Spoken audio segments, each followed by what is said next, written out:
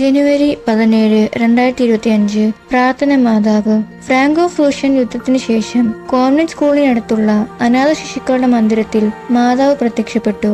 മാതാവിന്റെ സന്ദേശം എഴുതിയ ഒരു കൊടി അവളുടെ കാൽപാദത്തിൽ ചുരുൾ നിവർത്തി വെച്ചിരുന്നു. അതിൽ, എന്റെ കുട്ടികളെ, നിങ്ങൾ പ്രാർത്ഥിക്കുവിൻ, എത്രയും വേഗം ദൈവം നിങ്ങളുടെ പ്രാർത്ഥന കേൾക്കും, അനുകമ്പയോടു കൂടി എന്റെ മകൻ തന്നെ അതിനുള്ള നീക്കങ്ങൾ നടത്തും എന്ന് എഴുതിയിരുന്നു.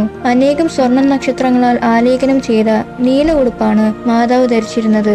അവളുടെ തലയിൽ കറുത്ത ശിരോവസ്ത്രവും സ്വർണ്ണ കിരീടവും അവളുടെ കാലിൽ സ്വർണ്ണ റിബണോട് കൂടിയ നീല ഷൂസുമാണ് ഉണ്ടായിരുന്നത്.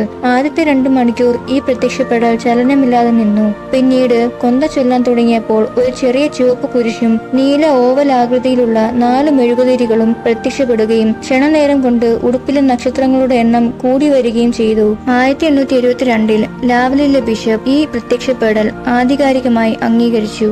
ലോകത്തുള്ള എല്ലാ അനാഥ മക്കൾക്കും വേണ്ടി നമുക്ക് മാതാവിനോട് മാധ്യസ്ഥം വഹിക്കാം.